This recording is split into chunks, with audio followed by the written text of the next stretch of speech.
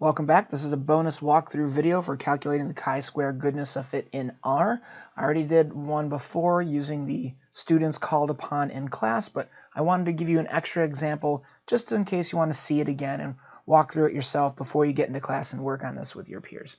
I did the same example in Excel, so check the previous video to see how we did this in Excel. If you haven't watched it yet or just would like a recap, we are using the idea that we have a machine that is producing some sort of goods, and these goods are going to come out of the machine at different quality levels. Most of the time they're going to come out excellent, but they could also come out good, and they can come out unacceptable. And this machine has had some work done on it, some repair work. And so what we're looking to see is if the distribution of the quality of items that are coming out of this machine is different from what it was before it had the repair work done. And this is a goodness of fit because what we're seeing is this sample distribution of items that have come out of the machine to see if the frequency of that distribution is analogous, if it's same, if it's different, whatever, compared to where it was historically. That is that population type of knowledge data. Now, the null hypothesis is going to say that there is no difference between the change after the repairs and its distribution of quality compared to what it is historically. That there's no difference between them. Yes, we're going to see some minor numerical differences, but those differences are trivial and they disappear when we consider things at the population level. Whereas the alternative hypothesis is saying that there is a difference with this machine after it's been repaired and its distribution of quality compared to what it was before. It doesn't tell us that a particular quality is more or less, or that it is better or worse in some way, but it is simply telling us that the distribution as we observe it in our sample is different from what we had statistically with the historical components. So let's go ahead and input some of our data here into R, and on line 8, I'm setting up an object that I call machine.obs, short for observation, where I specify a vector of numbers 157, 42, and 1, which corresponds to 157 excellent, 42 good, and 1 unacceptable. On line 10, I'm doing a sum on machine.obs, which is going to give me my total sample size of 200. Now, 200, as I said, is the total n here. In the Excel version, when we were setting this up, I had said that we were given a historical percentages of output quality. 80% of the time it was excellent, 17% of the time it was good, 3% of the time it was unacceptable. So I'm going to go ahead and enter that in as an object called machine.percent, and it is going to have those same values to it. Note the difference here when I ran line 8 and line 13. Line 8 had parentheses around the entire component I was putting in. Line 13 didn't. I just forgot to put it in on line 13. And the difference is 8 will run the object and store it in the object environment in the upper right corner, as well as print out that vector of data that I was just specifying, whereas machine.percent just puts it into the object environment and does not print out that list for us there. Now, I gave the information to us in percentages, but R needs these values as proportions in order to use the chi-square goodness of fit function that it needs. So what we're going to do is we're going to take machine.percent and I'm going to divide it by 100, and I'm going to store that as object machine.prop. Now, I am storing these all as different objects. I'm going to be doing that a lot through this video. If you're more comfortable just overwriting the same, like you've stored it in X and you copy it again onto X, that's totally fine, as long as you can keep track of what objects are containing what data. So when I run machine.prop, we get the proportions of 0.8, 0.17, and 0.03 respectively for excellent, good, and unacceptable. Now just here I'm going to show you a little extra bonus code, lines 17 to 21. I'm just going to go ahead and run the most of these here together. It's not necessary, but if you wanted to put this into some sort of matrix so you can see things, I did a matrix function with a cbind, which is short for that column bind, and I'm binding together the observations and the proportions together, and then I'm specifying that it's going to be 2 columns, and we are going to fill in the data going down the column from the first and then to the second without a particular by row.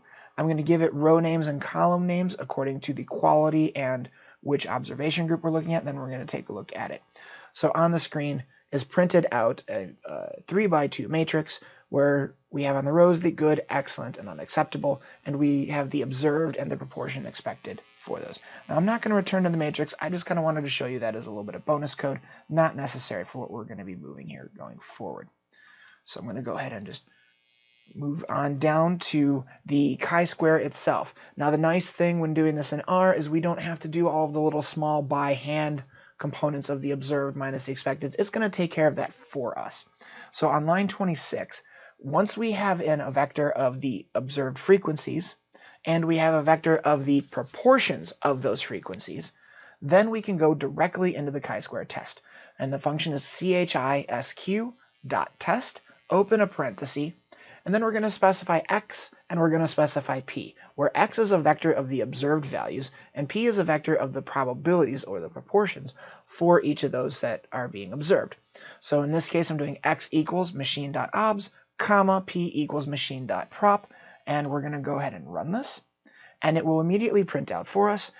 It says the chi-square test for the given probabilities on the machine.obs. Our chi-square value is 6.1 rounded, with 2 degrees of freedom and a p-value of 0.04723. This data matches up exactly with what we had calculated by hand using the Excel functions as well. I wanted to also point out, as I did in the previous video, on line 31 here, we have attributes.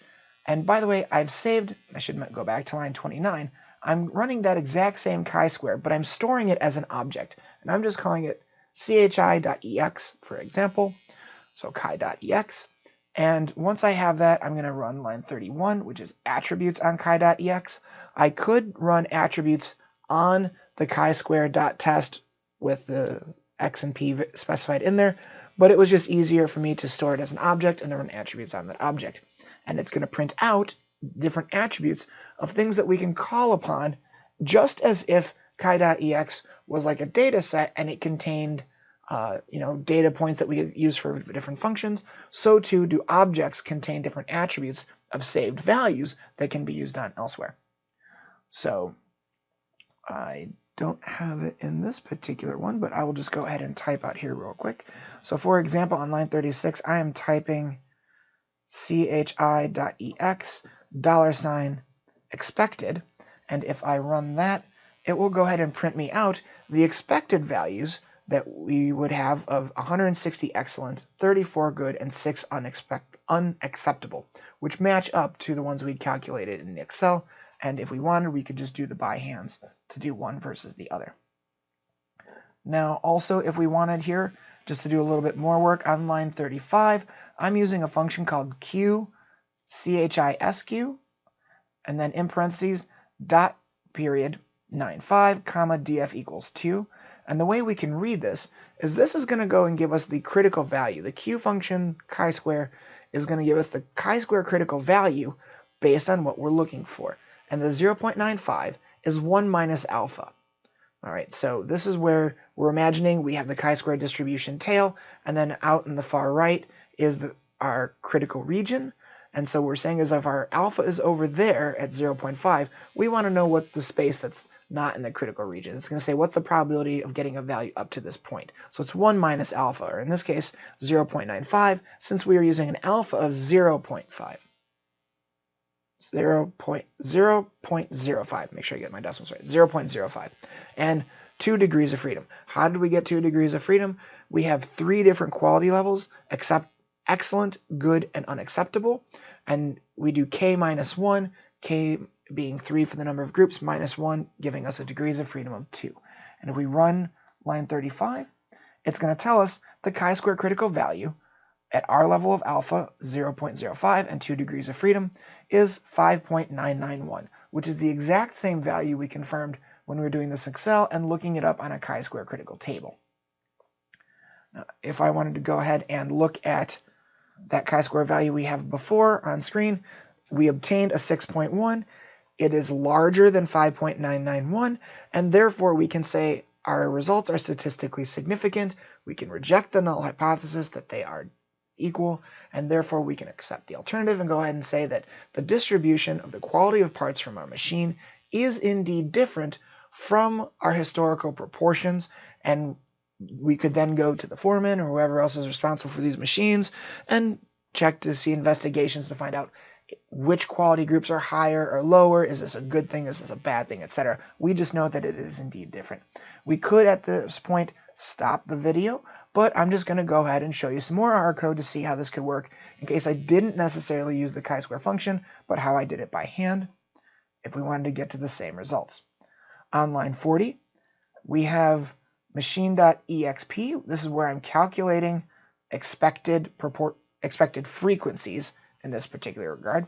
So I'm doing it from a sum on machine obs. That's getting me my total n times the machine proportion. And what that's going to do is we had the proportions of 0.8, 0.17, and 0.03. Each one of those is going to get multiplied by 200 and produce a vector of those that we would expect to find. Note, again, we get the 160, 34, and 6, which match up had we done the original chi-square function, $expected. That's where we're getting the expected values. Now we can go ahead and calculate the chi-square statistic. I'm calling it machine.chi-stat. And that comes from, I'm doing the entire chi-square formula in one line here.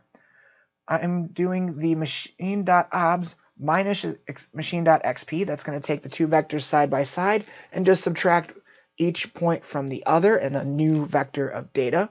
Then I am putting those into parentheses and I am squaring it. Then I am taking all of those squared values and I am dividing them by machine.expected, the frequencies observed. Then I'm nesting those into a sum function, and that is going to be the sum of all of the observed minus expecteds that have been squared and divided by their frequencies expected. And so let's go ahead and run that. And it produces for us 6.10527, which is not the, well, it's pretty much the exact same value. It's just a rounding difference by 1 decimal point between what it gave us before and what we've calculated here using this by hand sort of approach. With our by hand, I'm going to then create our degrees of freedom, which is machine.df, and I'm doing that by length of my length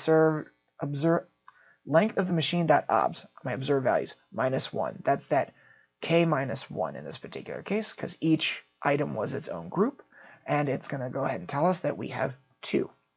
Then I'm going to go ahead and produce my p-value. Before we used q, CHISQ, to get the critical value, we can use p, CHISQ, to get the p-value. P, chi-square for p-values, q, chi-square for critical regions. Sorry, critical values. So we're going to use p, CHISQ. I'm going to use that machine.chi-stat that I'd saved before, comma, df equals my machine.df. This is where we specify the degrees of freedom. And then I'm doing a lower tail.f, which equals false. And that's just something we need to put in there to say that we are not looking at the left side of the distribution curve, the chi-squares distribution curve. We're looking at that right tail to see what's the probability of getting into that right tail. So when I go ahead and run that, that's going to produce 0.047 and additional values. Now, I actually gave a little cheater code, if you will, of how to print out your results in APA format, and that's using a sprintf function. And then you can go ahead and write in there the different values that you want. So the capital X, which I'm using for chi, squared, and then I go ahead and put in there my degrees of freedom, n equals my n value, my chi-square stat, and my p-value. Note each of these are being used by a %s.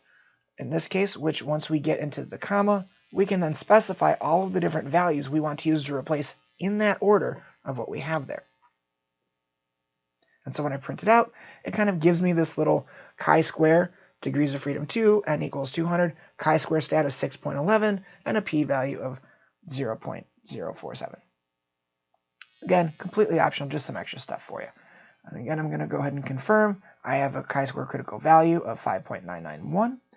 And on line 54, I'm just going to use, I know 6.1 is larger than 5.991, but I'm going to let R tell it for me. So I'm asking, is machine.chi-stat, our chi-square obtained, is it greater than the function here for the critical value? I run it, it says true, therefore we are statistically significant. I'm going to confirm the same thing on line 56. Is the p-value I obtained less than the alpha I chose of 0.05? It's going to tell me it is true. And if I wanted to go ahead and plot this, I have a nice mess of code for you to look at. And so what we're going to do here is we've already got, I don't have just yet the critical value. So I am storing that 5.991 as a new object, machine.crit. And I've already got machine.df, which is our 2 degrees of freedom. I am creating a new object that I call x. And in this case, as far as I've known to get this function properly to work, you always have to name it x. So I am storing the p-value in this case as x. And then I'm going to go ahead and plot a curve. You start a curve. d.chi-square is the density curve that we're going to plot here with the p-value, the degrees of freedom. I'm going to make that color line black. I'm giving it a title that says the chi-square density curve with degrees of freedom of 2. And from 0 to 15 is just going to make a range for the x-axis. So I'm going to go ahead and get that plotted in. I'm now going to go ahead and create a red shade underneath that curve to kind of show where our critical region is. And this has to be stored in a couple objects called xvec and pvec. And in this case, xvec is using a sequence function of my critical value, x to say, and that's going to say where does it start, then where does it end, and I'm just putting 15 because that's the last point on my x-axis, length of 100, so that means I'm about to create a vector of 100 different values, all between 5.991 and 15. So it's just going to split it up into 100 different little pieces. Why 100? Because I just want to have a nice large number that I can have lots of little points in between, so I have a nice smooth component of the curve. The smaller the values, the more chunky the shape of your little curve might end up being. But you don't need to go overboard with like 1,000 or anything. pvec is going to then again take that density of the chi-square. It's going to use that xvec function I just used and my degrees of freedom. I'm going to go ahead and store that. Polygon means it's going to create a shape and put it onto the plot. And so the polygon is where you're just going to kind of take this as it is. It uses a combination of the pvecs and xvecs. And I also add in a color and an alpha specification. That's how translucent it is. We run those, and it's created at the bottom a nice little red shaded region. Then for some additional goodies, I'm going to add an AB line with a V inside there. V means it's going to create a vertical line. I'm using it at the machine.chi-stat. I'm going to make it a blue color, thickness of 3, and LTY is going to mean that it's a dashed line. And there it enters onto the plot. I'm then going to go ahead and run an axis function, which is going to place a value at a certain spot on my axis there. And 1 means it's going to go on the bottom. And I have just printed on my chi-square my chi-square obtained value of 6.1. And then I'm going to go ahead and plot on the critical value of 5.991, which is going to be rounded up to 6. And note it's kind of overlapping there a little bit. So if I zoom this in a little bit and stretch this out for everyone, they're overlapping because those two values are so close to each other. But what we can see is that the blue dashed line is indeed inside of that red critical region, and therefore, because it's inside the red critical region, we are statistically significant. So I've shown you 3 different ways in which we are all getting to the same sort of conclusion, using critical values, using p-value and alpha, using a visual version of critical values, which is also technically p-value and alpha. And so there you go. And at this point, go ahead and we'll see you in the next video.